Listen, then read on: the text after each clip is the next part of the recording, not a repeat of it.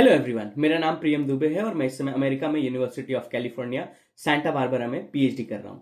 और मैंने जून 2024 में जेआरएफ क्वालिफाई किया था और अपने सब्जेक्ट में 100 परसेंटाइल नंबर लाए थे। इस वीडियो में मैं बात करने वाला हूं कि कैसे पेपर्स आ रहे हैं अभी तक और आगे के लोग जिनके बचे हैं अभी वो क्या फॉलो कर सकते हैं। बहुत ज्यादा चीजें यहां पर डिस्कस नहीं होंगी। ये बात समझिए कि आप इन कुछ वीडियो से पेपर नहीं क्रैक करते हैं, आप पेपर क्रैक करते हैं अपने पुराने कुछ प्रिपरेशन से। ये वो बातें हैं जो मैं थ्रू आउट अपने चैनल पे करते हुए आ रहा हूं और मैं उन्हीं बातों को कंटिन्यूअसली आगे बता रहा हूं। जो मुझे अपडेट मिला उससे मैं यही समझ पा रहा हूं कि पेपर पूरा सेम पैटर्न पे आ रहा है। कुछ नई चीजें नहीं है, एनटीए का वही सेम पैटर्न है जिसपे वो खेलता है, जिसपे वो करता है।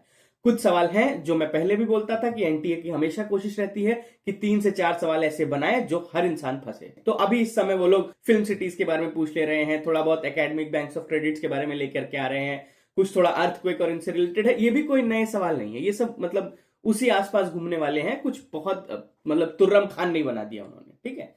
एनटीए अपने सेम प्रीवियस ईयर्स क्वेश्चन को रिपीट करते हुए आ रहा है और उसी पैटर्न पे जा रहा है। आप अगर खोजे तो आपको डीआई वही मिलेगा जो एवरेज, परसेंटेज, रेशियो, प्रोपोर्शन के आसपास घूम रहा है। मैथ्स में नंबर सीरीज और इन सब चीजों पे चल रहा है। लॉजिकल रीजनिंग में आपको स्क्वायर ऑपोजिशन, फैलेसीज, इंडियन लॉजिक पे सवाल बहुत ज्यादा दिख रहे हैं, सब बता रहे हैं ये सारी चीजें। टीचिंग एप्टीट्यूड में भी वही लर्निंग सेंट्रल और ये सारी चीजें खोजते हुए। आईसीटी में रैम रोम हो गया, वही सेम, वॉलेटाइल, नॉन वॉलेटाइल, कुछ नया नहीं है। इनपुट डिवाइसेस, आउटपुट डिवाइसेस, जो मैं आईसीटी का एक सेशन लिया था उसमें भी मैंने ये बोला ही था कि ये तो कर लोगे तो आप 3 सवाल बन ही जाएंगे। सेम वो 3 सवाल वहीं से आ रहे हैं। कुछ नया नहीं है, सिर्फ प्रीवियस ईयर्स क्वेश्चंस है, अपने पैटर्न पे रिपीट कर रहे हुए चलते चला जा रहा है। वो जो 3-4 सवाल जो आपको लग रहे हैं कि भाई ये क्या अचानक से पूछ लिया, फिल्म सिटीज पूछ लिया, किसी ने नहीं पढ़ाया है, अर्थक्वेक और इनके बारे में कोई नहीं पढ़ा, अरे कोई दिक्कत नहीं मेरे भाई। मैंने जो सिलेबस ब्रेकडाउन किया था, जो यूनिट वाइज ब्रेकडाउन करके एक वीडियो बनाया है, अगर आप उसको देखे होंगे तो उसमें मैं यही बात कर रहा हूं कि एनटीए का कोशिश रहता है कि हर यूनिट में से एक सवाल ऐसा निकाल करके दे जो ना बनाए, लेकिन फिर भी आप उसको देखेंगे तो वो 3 से 4 सवाल ही टोटल होते हैं।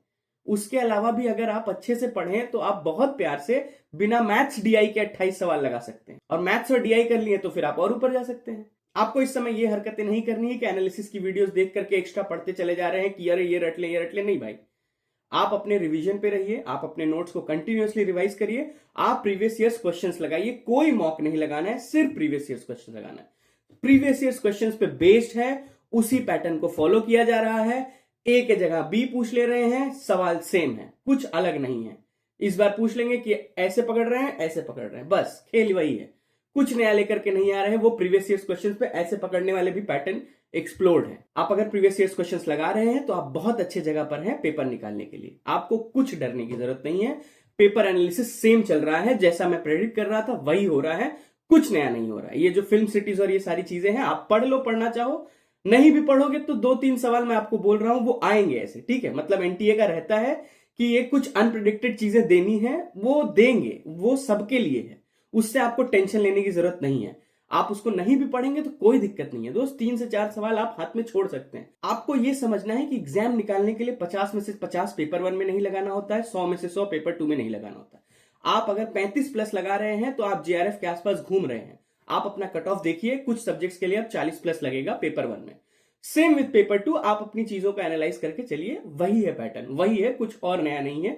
सेम प्रीवियस ईयर्स क्वेश्चंस पे चला जा रहा है, पेपर 1 तो पूरा चला जा रहा है। तो आप चुपचाप अपने नोट्स को रिवाइज करिए। जो सेक्शन लग रहा है कि यहां पर हम प्रीवियस ईयर्स क्वेश्चंस लगाते हुए थोड़ा सा लैग कर रहे हैं, उसको और बेटर से रिवाइज करिए। हल्का फुल्का मैराथन देख सकते हैं चाहे तो, मैंने बहुत सारे लिंक्स अपने टेलीग्राम चैनल पे ऑलरेडी अपलोड कर रखा है। ये है पेपर का एनालिसिस, यही होगा आगे के पेपर में भी जो मैं प्रेडिक्ट कर रहा हूं। मुझे उम्मीद है नहीं हिलेंगे इससे ज्यादा। हम सब एक प्रेडिक्शन ही दे सकते हैं, हम ऐसा तो नहीं कर सकते कि हमने एनटीए को पेपर बनाने को दिया है। बट एनटीए का क्या हो गया है कि वो उसी तरीके से चल रहा है, कुछ नया लेकर के नहीं आ रहा है। ये जो अनप्रिडिक्टेड 2-4 सवाल मिल रहे हैं, इससे डरने की जरूरत नहीं है, कोई नई बात नहीं है, बहुत बहुत आराम से बात है, हवा नहीं है कुछ, ठीक है।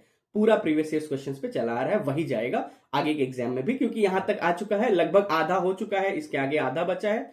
कुछ नहीं नया बदलने वाला है, टेंशन मत लो। प्रीवियस ईयर्स लगाते रहो, अपने नोट्स रिवाइज करते रहो, सेम है, एग्जाम का यही है। अब मैं बात करता हूं उन लोगों के लिए जो चाह रहे हैं कि जून 26 में प्रिपरेशन करें। तो मैं शुरू से एक वीडियो बनाने वाला हूं कि आप अपने प्रिपरेशन को जीरो से कैसे स्टार्ट कर सकते हैं। वो वीडियो मैं कुछ दिन में लेकर के आऊंगा। ये प्लेटफॉर्म एक मेंटरशिप का प्लेटफॉर्म है। मैं फ्रीली आप लोगों को एज ए मेंटर गाइड करता रहूंगा थ्रू आउट योर एग्जाम। आपको कभी भी कुछ नीड रहेगी आप मुझसे जुड़ सकते हैं। साथ ही साथ दोस्तों मैं एक और चीज शुरू करने वाला हूं अब, कि मैं एक कम्युनिटी बनाने की कोशिश कर रहा हूं जिसमें आप लोग एक दूसरे की मदद करते हुए एक साथ पढ़ते हुए चलें। मैं एक डिस्कॉर्ड चैनल शुरू कर रहा हूं जिसकी डिटेल्स मैं कुछ दिन में अपने टेलीग्राम पे डालूंगा। उसमें क्या होगा कि आप आपस में भी एक दूसरे से बात कर सकेंगे और चीजें शेयर कर सकेंगे, क्योंकि एज एन एस्पिरेंट अगर आपके आसपास कोई और एस्पिरेंट होता है जो अपनी चीजें शेयर कर सकता है तो वो एक बेटर प्लेटफॉर्म बन सकता है। तो मैं चाहता हूं कि ये को लर्निंग एनवायरनमेंट बने और हम लोग एक दूसरे की मदद करते हुए पढ़ते आगे चले, जो मुझे लगता है कि ये प्लेटफॉर्म करेगा। और इन सभी चीजों के लिए आपको कुछ पे नहीं करना है, सब कुछ फ्रीली होगा। मैं एक फ्री मेंटरशिप पे काम करना चाह रहा हूं। मैं चाहता हूं कि एजुकेशन अच्छे से पहुंचे और इस आडंबर में इस उसमें हम लोग जितना मिनिमलिस्टिक होकर के चीजें करके आगे बढ़ते रहे वही इंपॉर्टेंट है। समझिए इस बात को। जेआरएफ निकालना एक पार्ट है, मेन पीएचडी आपका कुछ और है, उस पर फोकस करना है, उसी पे पढ़ना है, वही पार्ट है। और मैं थ्रू आउट इन पे वीडियोस बनाता रहूंगा। तो आप मेरे टेलीग्राम चैनल को ज्वाइन कर लीजिए, आप मेरे यूट्यूब चैनल को सब्सक्राइब भी कर लीजिए। और आपको इस एग्जाम के दौरान कभी भी कुछ भी सवाल लगे तो आप मुझे इंस्टाग्राम पे मैसेज कर सकते हैं। मेरी कोशिश रहेगी कि मैं जितना मदद कर सकता हूं अपनी तरफ से पूरा करूंगा और कोई चार्जेस नहीं रहेंगे दोस्तों। इसके अलावा इस चैनल पे मैं ये भी बात करने वाला हूं कि आप कैसे फॉरेन में अप्लाई कर सकते हैं पीएचडी और इन सभी चीजों के लिए। तो उसके लिए भी वेट करिए, अभी एग्जाम दीजिए, अपने नोट्स रिवाइज करिए, प्रीवियस ईयर्स क्वेश्चंस करते रहिए, उसी बेस पे पेपर आ रहा है। एग्जाम की एनालिसिस यही है, कुछ नया पढ़ने की जरूरत नहीं है। इस समय कहीं और दिमाग भटकाओ मत, अपने नोट्स पढ़ो और पीवाईक्यूज लगाओ और दिमाग को शांत रखो, बहुत जरूरी है। साथ ही साथ ये बात उन लोगों के लिए है जिनके एग्जाम ऑलरेडी हो चुके हैं। 1 से 2 हफ्ते का शांति से रेस्ट लो, एनालाइज करो कहां जा रहा है, कहां क्या खेल हो रहा है। लग रहा है कि होगा, नहीं लग रहा है तो सोचेंगे कि आगे प्रिपरेशन करनी है नहीं करनी है, उस पर भी हम बात करेंगे। करनी है तो अभी मत कूदो, थोड़ा सा रेस्ट लो, थोड़ा सा दिमाग को दिल को शांत करने की बहुत जरूरी है। थोड़ा सा शांति बनाओ, ठीक है। एग्जाम हो गया है, 1-2 हफ्ते चिल करो, घर परिवार के साथ मस्ती करो, दोस्तों के साथ करो। नया साल आया है, जिनका हो चुका है ये मैं उनके बात कर रहा हूं, जिनको देना है वो तो भाई अभी लगो, उसके बाद तुम ये करना। पर अभी 1 से 2 हफ्ता पूरा चिल करो, टाइम है। जून में पेपर है, अभी टाइम है। 8 से 10 दिन लोगे, थोड़ा एनालाइज करोगे, थोड़ा अपनी प्रिपरेशन को समझोगे, उस पर बात करेंगे कि कैसे क्या कर सकते हैं। उसके बाद फिर से प्रिपरेशन शुरू करना है तो कैसे शुरू करना है उस पर भी बात करेंगे, ठीक है। अभी टेंशन लेने की जरूरत नहीं है, एग्जाम हो गया है, जैसा गया है अब इस पे सोचो मत। बढ़िया गया है तो चिल मारो, इंजॉय करो, नहीं बढ़िया गया है तो भी चिल मारो।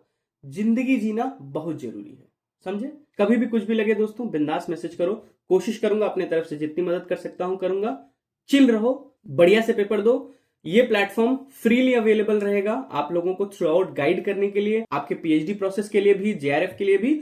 और उसके आगे हम लोग अपना रिसर्च पेपर बना रहे हैं या पेपर पब्लिश करना है, इन सब चीजों पे भी हम बात करते रहेंगे। तो अगर ऐसी चीजें पसंद है तो प्लीज चैनल को सब्सक्राइब कर लेना, टेलीग्राम चैनल को भी ज्वाइन कर लेना, क्योंकि टेलीग्राम चैनल पे ही मैं अपडेट करता रहूंगा कि कैसे हम वो एक को लर्निंग प्लेटफॉर्म डेवलप कर सकें, जहां पर हम लोग एक दूसरे से आपस में बात करते हुए पढ़ सकें। क्योंकि बहुत सारे लोग होते हैं जो अपने घर परिवार से पहले होते हैं, जो पीएचडी कर रहे होते हैं, और हमें नहीं पता होता है कि कहां क्या करना होता है। हम नहीं आते उस परिवार से, मैं भी वहीं से आता हूं। मेरे घर परिवार में कोई नहीं कर रहा है पीएचडी, किसी को नहीं पता है कि क्या करना है, तो मैं भी अपने रास्ते खुद खोज रहा था।